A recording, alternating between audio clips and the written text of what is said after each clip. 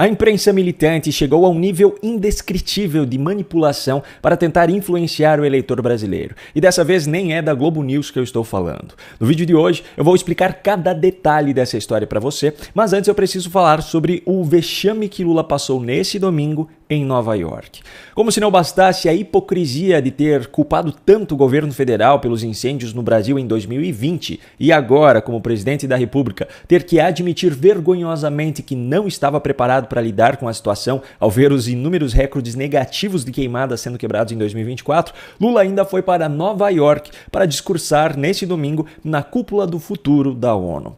Eu sinceramente não sei se ele realmente acredita na versão paralela da realidade que ele e os seus aliados criam, ou se ele tem plena consciência da situação e só é cara de pau mesmo. O fato é que todo o mundo já está sabendo dos traços cada vez mais evidentes de uma ditadura no Brasil, e mesmo assim Lula achou que tinha moral para criticar a governabilidade da ONU. O mundo todo já sabe sobre a situação descontrolada dos incêndios no Brasil, e mesmo assim Lula achou que tinha moral para pregar sobre insuficiência de investimentos no combate às mudanças climáticas. Os níveis atuais de redução de emissões de gases de efeito estufa e financiamento climático são insuficientes para manter o planeta seguro. Mas essa não foi a maior vergonha que Lula passou nesse evento. Como se não bastassem os 5 minutos de um discurso que ninguém prestou atenção, Lula ainda excedeu o seu tempo de fala, o microfone foi cortado, o locutor anunciou o nome de Lula para que ele saísse do púlpito e mesmo assim ele continuou falando. As instituições de Bretton Woods desconsideram as prioridades e a necessidade do mundo em desenvolvimento. O Sul global não está representado de forma condizente com o seu atual peso político, econômico e democrático.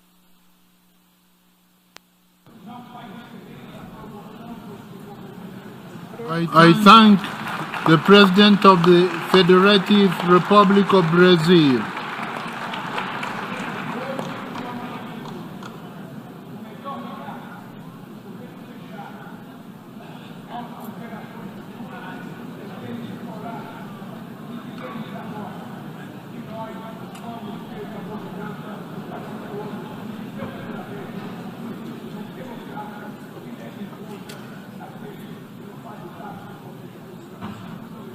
Se a cena foi embaraçosa já na transmissão oficial da cúpula, que estava sendo exibida ao vivo inclusive no canal do próprio Lula no YouTube, também do governo federal, as imagens dos bastidores mostram que no local o embaraço foi ainda maior. Ouça o constrangedor som de Lula gritando no púlpito, enquanto a plateia, formada por representantes de governos de vários países, conversava entre si. O melhor legado que podemos deixar nossa geração é ter coragem.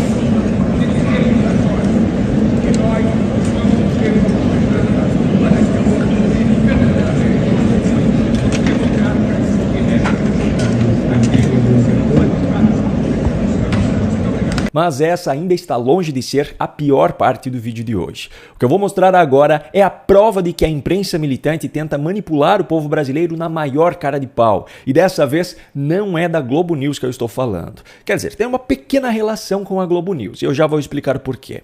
Bom, já não é novidade para ninguém que o UOL exerceu sua militância política contra Bolsonaro em 2022 e isso se estende até hoje, até porque Bolsonaro sempre criticou a imprensa. Agora, em 2024, o UOL tem exercido sua militância política contra Pablo Marçal em São Paulo, que também critica a imprensa e constantemente faz declarações polêmicas, só que também em São Paulo tem uma candidata que cumpre todos os requisitos defendidos pelos pseudo-jornalistas militantes, como Thales Faria, Josias, Reinaldo Azevedo, etc., de como deveria ser o bom candidato, aquele que discute propostas para a cidade, que é respeitoso com os adversários, que mantém-se dentro da civilidade. Essa candidata é Marina Helena, do Novo. Só que para os militantes do UOL, ela tem um grande problema. Defende os princípios da direita, com muita coerência, por sinal, e para eles isso já é suficiente para começar a atacá-la. Só que a Marina, como não fica fazendo declarações polêmicas, não abre brecha para que esse tipo de fala seja explorado. Então resta à militância de esquerda distorcer coisas ditas por ela para tentar manipular a realidade. E para isso eles contam com o apoio de especialistas. Veja essa matéria. Marina pratica violência de gênero contra Tabata, diz especialista. Pois bem, o que configurou essa violência de gênero então? Marina Helena acusou Tabata Amaral de ter utilizado um jato particular para encontrar o seu namorado, o prefeito de Recife, João Campos, lá na capital pernambucana. Tabata disse que iria processar Marina se ela não pedisse desculpas, e Marina respondeu que pediria desculpas se Tabata apresentasse os comprovantes de voo para provar que era mentira, o que não aconteceu. Este fato, para a advogada eleitoral especialista em gênero Maíra Réquia, é uma violência política de gênero, e ela afirmou isso quando foi convidada pelo UOL como especialista para comentar o caso em um programa ao vivo. É uma pena que nós tenhamos aqui uma mulher que está concorrendo à Prefeitura de São Paulo, praticando contra outra mulher, mais do que essas duas irregularidades, violência política de gênero. Só que a farsa já começa a ser desmontada sem querer dentro do próprio programa, quando ela precisou explicar o que nessa acusação caracteriza a violência de gênero. O que caracteriza, doutora Maíra? É justamente essa condição de o que está no centro do debate, a condição dela enquanto mulher. Não, você não ouviu errado. É a condição de mulher da Tabata. Ou seja, só pelo fato de que é uma acusação que foi feita contra uma mulher, seria uma violência política de gênero. Só que a acusação foi feita também por uma mulher. Só que para desmascarar completamente essa classificação, basta fazer algo muito simples. Primeiro, descobrir se essa advogada trabalha para algum candidato nas eleições para a Prefeitura de São Paulo. E a resposta é sim, ela trabalha para Guilherme Boulos. Inclusive, a empresa dela já recebeu R$240 mil da campanha de Boulos em 2024. Esses dados são públicos e são disponibilizados pelo TSE. E a segunda coisa a se fazer é simplesmente dar uma olhada nas redes sociais dessa advogada. E é aí que a militância política dela fica ainda mais escancarada.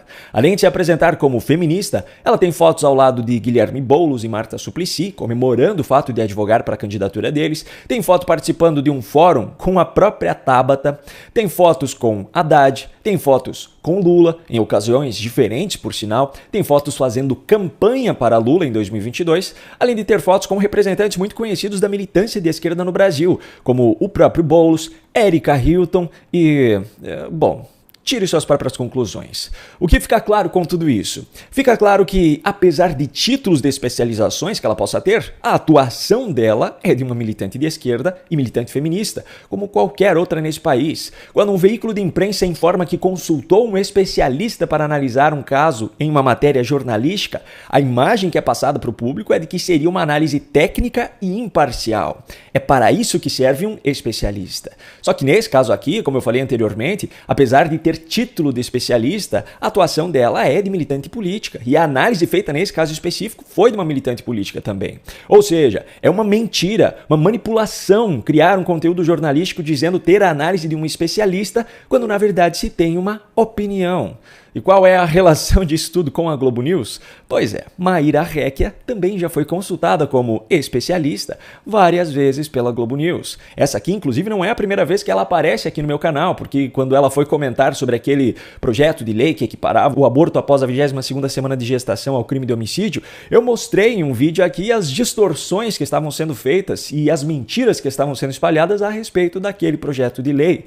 Naquela ocasião, a advogada foi utilizada pela Globo News como especialista na campanha que a emissora estava fazendo descaradamente contra aquele projeto de lei. Agora, a mesma advogada é usada pelo UOL como especialista na campanha que estão fazendo contra todos os candidatos de direita na disputa para a Prefeitura de São Paulo. Só que nesse caso de agora, além de todo o histórico de militante, essa advogada ainda atua diretamente na campanha de um dos candidatos. Qual é a conclusão diante desses fatos? Assim como a Globo News tem feito constantemente, e eu já mostrei várias vezes por aqui, o UOL e seus pseudojornalistas também têm exercido militância política travestida de jornalismo. Isso é imoral, antiético, é uma falta de vergonha. Isso não pode ser chamado de jornalismo.